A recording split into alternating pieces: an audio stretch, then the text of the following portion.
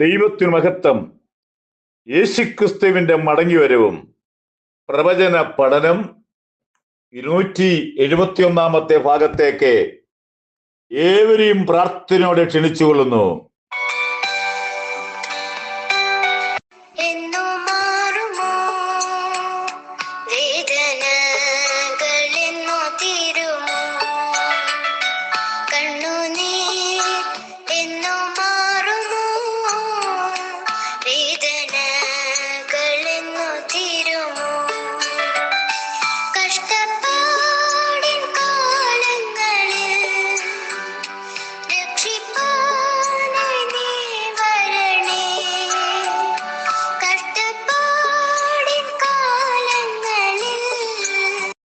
നാം ഇന്ന് ചിന്തിക്കുന്നത്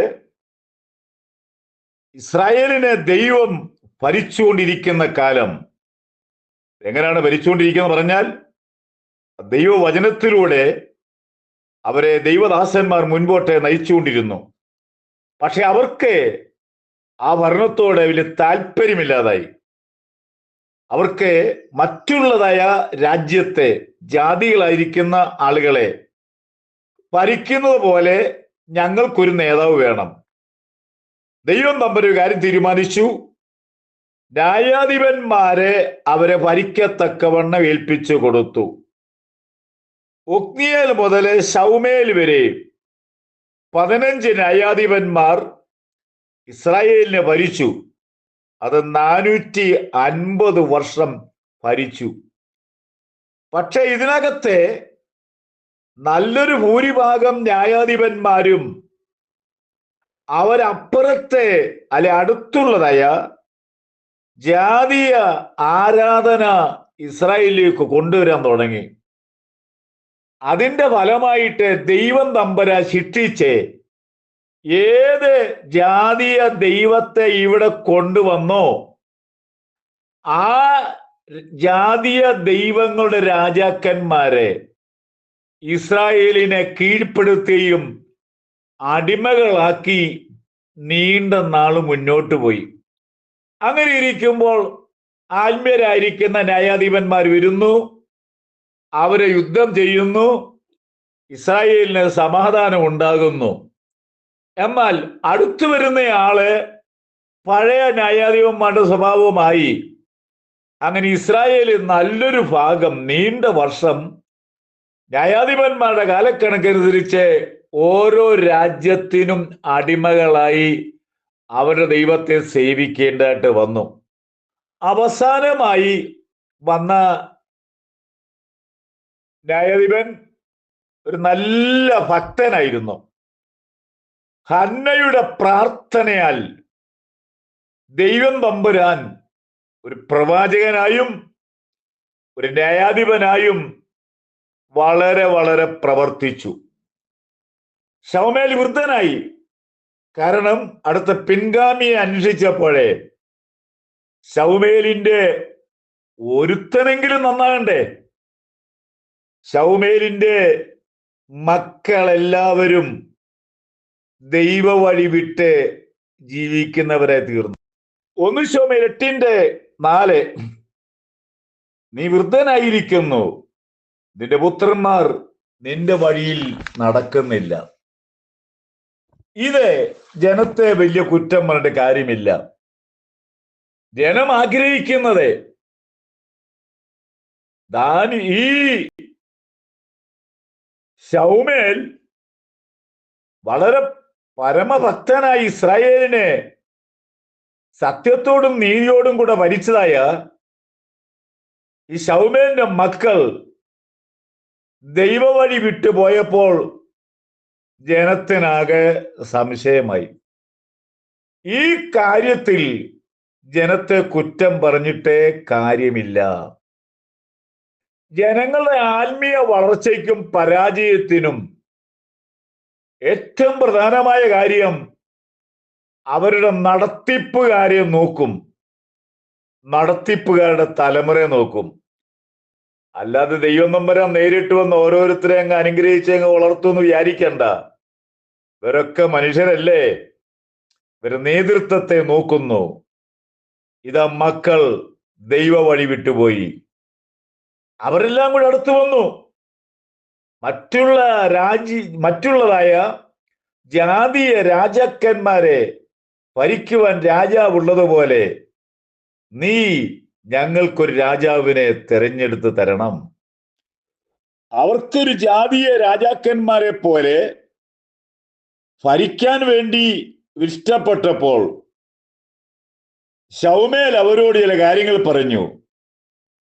നിങ്ങൾക്ക് രാജാവിനെ വാഴിച്ചു തന്നാൽ ഉണ്ടാകാൻ പോകുന്ന വിഷയങ്ങൾ, അതിന്റെ 9-ാമത്തെ വാക്യം, അവരെ വാഴുവാനിരിക്കുന്ന രാജാവിന്റെ ന്യായം അവരോട് അറിയിക്കണമെന്ന് പറഞ്ഞു. 1 ശമൂവേൽ 8-ാം അധ്യായത്തിലെ 10-ാമത്തെ വാക്യം മുതലേ അവർക്കുണ്ടാകുന്ന ദോഷവശങ്ങൾ മുഴുവൻ ശൗമേൽ പറഞ്ഞെങ്കിലും ജനങ്ങൾ പറഞ്ഞു, അതൊന്നും കേൾക്കണ്ട, ഞങ്ങൾക്ക് രാജാവിനെ നീ വാഴിച്ചെന്നേ പറ്റുള്ളൂ. ശൗമേൽ കാര്യം ചെയ്ത് യഹോവയുടെ അടുക്കൽ ചെന്നു. ശൗമേലിനോട് ദൈവം ഒറ്റ വാക്ക് പറഞ്ഞു, ജനം നിന്നെയല്ല തള്ളിയത്, എന്നെയാ തള്ളിയത്. നീ ഒരു കാര്യം ചെയ്യ, അവരെ ആഗ്രഹം പോലെ രാജാവിനെ വാഴിച്ചു കൊടുക്കാനായിട്ട് പറഞ്ഞു. അങ്ങനെ BC 1050 മുതൽ 450 വർഷം അവർക്ക് ഭരിക്കാൻ രാജാക്കന്മാര് വന്നു. 606 ഇസ്രായേലിന്റെ രാജഭരണം പോയി, അവരുടെ ദൈവാലയം പോയി. കാരണം വിഗ്രഹങ്ങളെ അവരവിടെ കൊണ്ടുവന്നു. ദൈവനമ്പരം തീരുമാനിച്ചു, എന്നെ ആരാധിക്കാൻ വേണ്ടി ഞാൻ ജനത്തിനു വേണ്ടി നൽകിയിരിക്കുന്ന ഈ ആലയത്തിന്റെ ആവശ്യം എന്താണ്? കാരണം അവർ അന്യദൈവങ്ങളെ ആരാധിക്കാൻ തുടങ്ങി. ദൈവം ഒരു കാര്യം ചെയ്തു.